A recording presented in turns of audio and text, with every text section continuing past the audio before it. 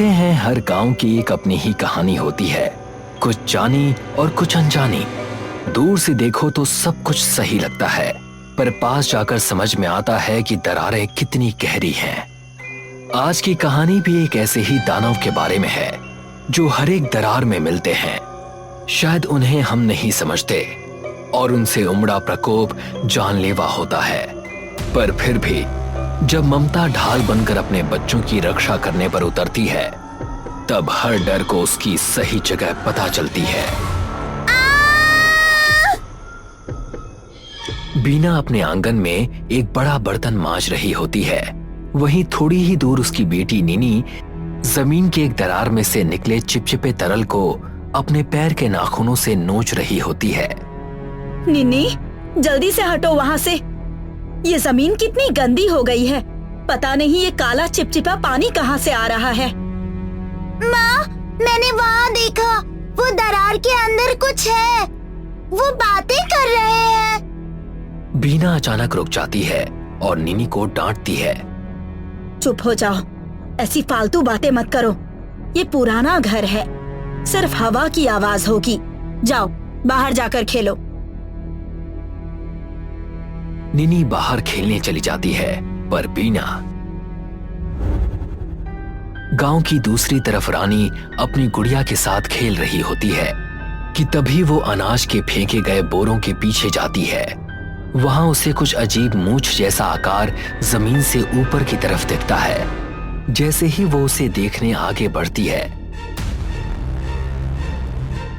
रानी डर से पीछे हट जाती है। कौन हो तुम? यहाँ कैसे आए? मेरे पापा किधर हैं?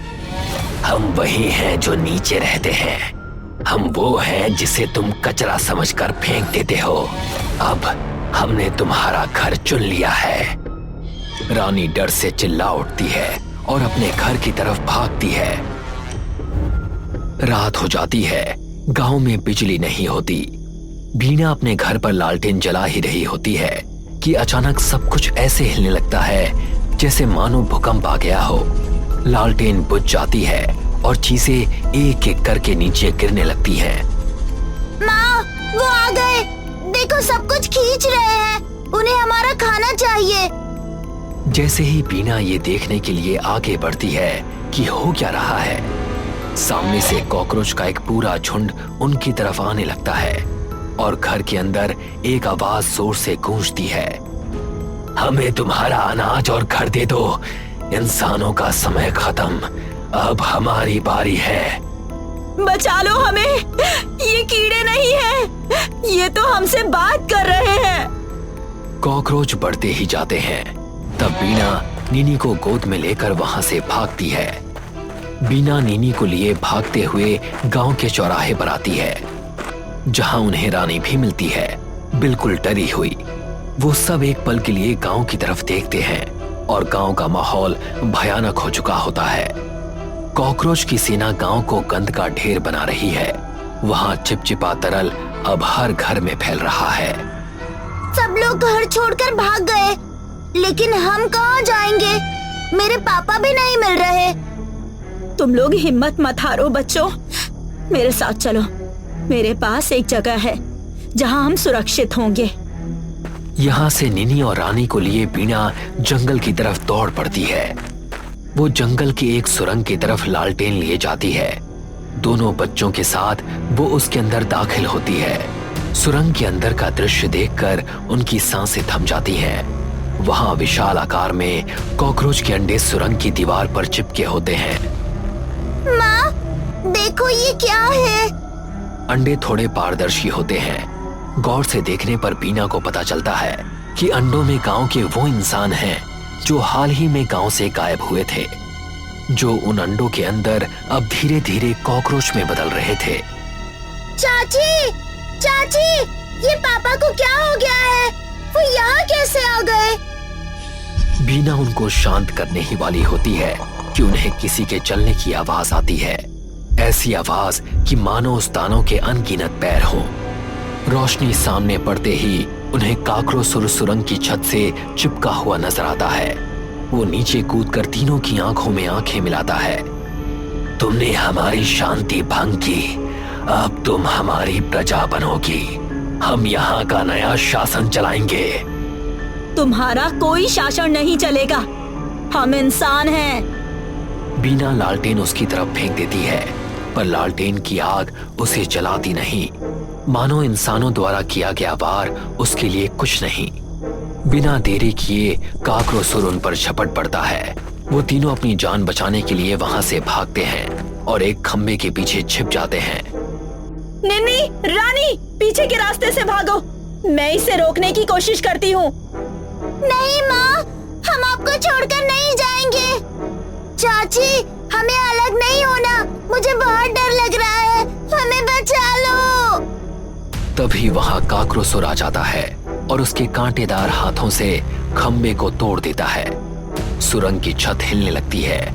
बीना दोनों बच्चियों को लेकर वहां से पूरी जान से भागती है। तुम्हारे डर ने हमें पैदा किया है, तुम्हारे कचरे ने हमें बढ़ाया है, अब तुम वही बनोगी जो हम हैं। काकरोसुर उन पर हमला करता जाता है। वो अपने मुंह से वही चिपचिपा तरल उन पर फुहारता है। फिर भी वो तीनों किसी तरह से बचते हुए वहां से निकल जाते हैं। सुरंग के बाहर आते ही रानी और नीनी को नजर आता है कि वो काला तरल बीना के पूरे शरीर पर लग गया है। माँ, ये आपके ऊपर क्या लग गया?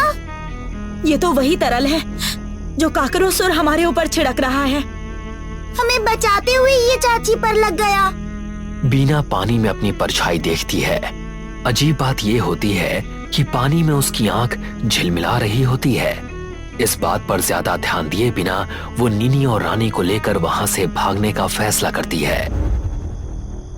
जैसे ही वो गांव के पास पहुंचते हैं, उनकी रीढ़ में सिहरन दौड़ जाती है।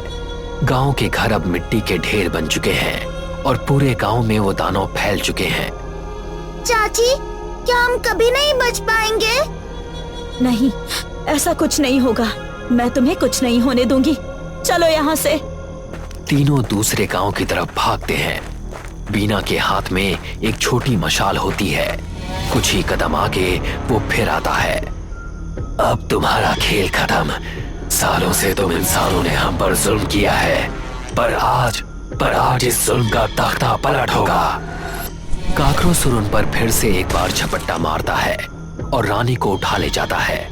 तब बीना आगे बढ़कर उनसे भिड़ जाती है और रानी को छुड़ाती है। वो अपनी पूरी जान से लड़ती है, पर काकरोसुर उस पर हावी हो जाता है और एक पल में उसे गले से पकड़ लेता है। रानी, निन्नी, यहाँ से भागो।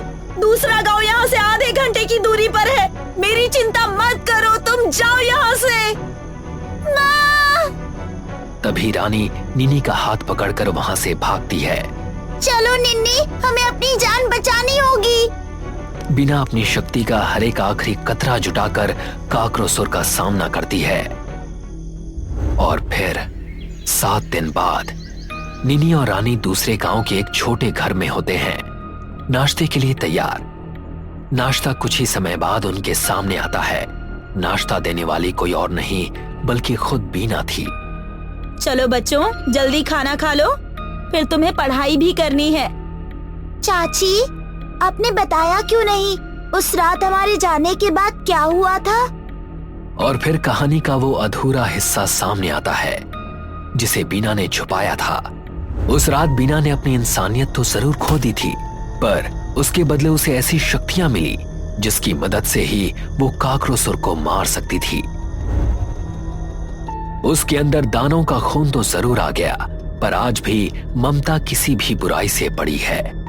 उस ममता ने ही उस रात अपनी शक्तियों के चलते उस विकराल राक्षस काकरोसुर का वध किया, अपनी बेटियों के लिए।